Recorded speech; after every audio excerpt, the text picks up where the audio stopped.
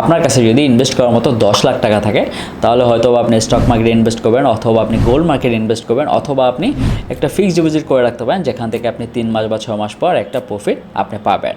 But stock মার্কেটে invest এটা আসলে অনিশ্চিত, এবং গোল্ড মার্কেট এটাও মোটামুটি নিশ্চিত, বাট ফুললি আমি নিশ্চিত বলতে পারবো না, কারণ গোল্ড মার্কেট আপনার সামটাইম দাম কমে আবার দাম বাড়ে। আর যদি বলি যে এই পরিমাণ ইনভেস্ট করার মতো আপনার অ্যাবিলিটি নেই, আপনার কাছে স্বল্প পরিমাণ কিছু টাকা আছে যেটা আপনি ইনভেস্ট করতে যাচ্ছেন এবং সেটা দিয়ে আপনি দেখতে চাচ্ছেন যে আপনার ইনভেস্টমেন্টটা কতটুকু কাজে লাগতেছে, দেন আপনি আস্তে আস্তে ইনভেস্ট করবেন। সো সেই অ্যামাউন্ট আমি ধরে রাখলাম যে 10,000 টাকা।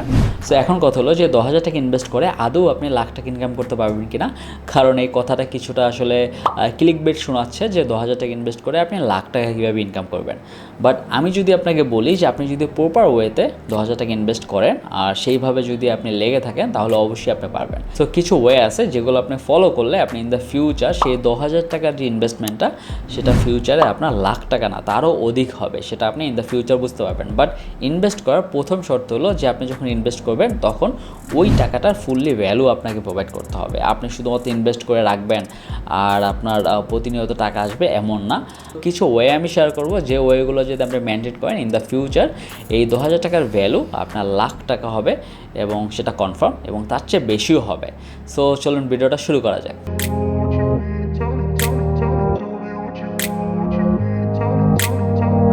সো এখন কথা হলো যে ইনভেস্টমেন্ট আমরা কোথায় করলে সবচেয়ে বেশি রিটার্ন পাবো।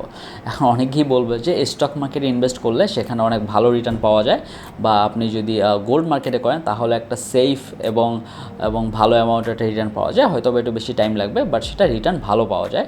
বাট অ্যাকচুয়াল ফ্যাক্ট হলো আপনি যদি আপনার নিজের প্রতি ইনভেস্ট করেন তাহলে সেটা রিটার্ন অনেক বেশি পাবেন এবং সেটা অনেক প্রফিটেবল হবে।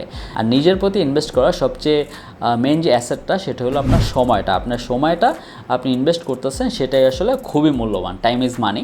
সো সেটা আপনি ইনভেস্ট করতেছেন, সো সেটা যদি আপনি ইনভেস্ট করেন তাহলে সেটা থেকে একটা ভালো রিটার্ন পেতে পারেন। সো এখন কথা হলো আমরা তো প্রতিনিয়ত আমরা আমাদের সময়টাকে ইনভেস্ট করতেছি, আমরা ফেসবুকে ইনভেস্ট করতেছি, আমরা ইনস্টাগ্রামে ছবি আপলোড করে ইনভেস্ট করতেছি, আমরা টিকটকে ভিডিও দেখে আমরা সেখানে সময় ইনভেস্ট করতেছি।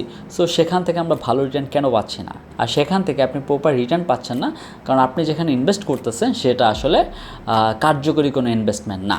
বর্তমান বিশ্বে আপনি যে কোনো জব করতে যান বা যে কোনো ফ্রিল্যান্স ওয়ার্ক যদি করতে যান তাহলে সেখানে আপনার সার্টিফিকেটটা মেনলি অতটা ম্যাটার করে না যতটা ম্যাটার করে আপনার স্কিল।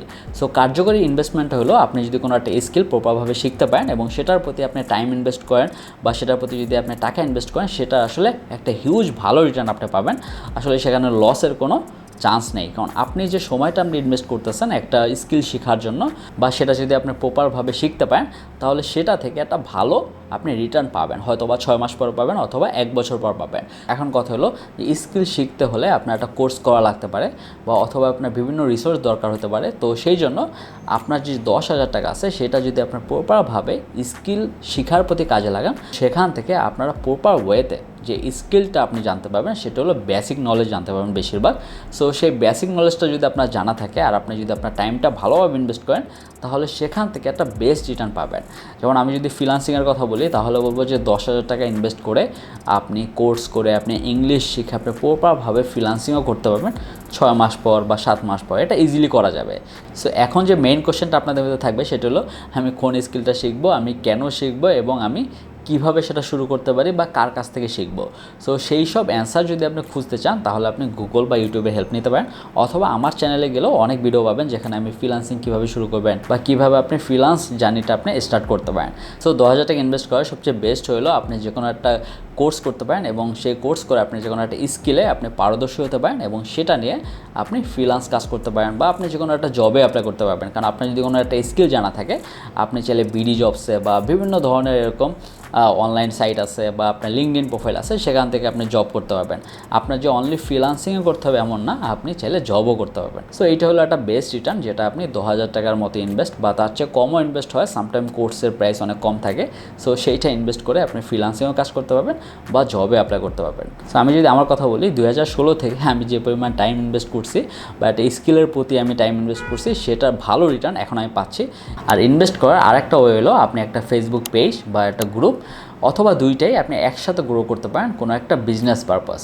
এখন অনেকেই দেখবেন যে আসলে অনলাইনে বিজনেস করতেছে, সো বেশিরভাগ বিজনেস হয় যে কোনো একটা প্রোডাক্ট রিলেটেড, আর আপনার তখন যে কোনো একটা প্রোডাক্ট চুজ করতে হবে যেটা আসলে আপনি সেল করবেন।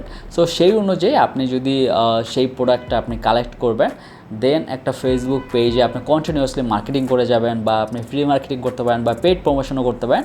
আর যদি আপনার প্রোডাক্টটা একটু আকর্ষণীয় বা একটু ইউনিক হয়, তাহলে সেটা আসলে গ্রো করবে জলদি, লাইক আপনার ফেসবুক পেজটা গ্রো অনেক জলদি করবে।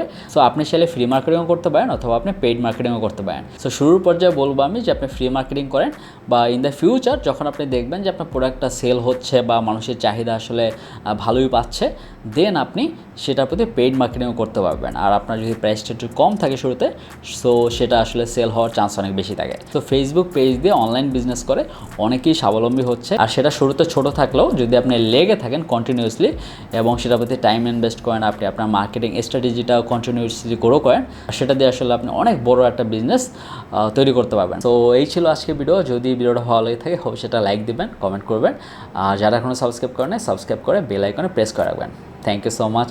আল্লাহ হাফেজ।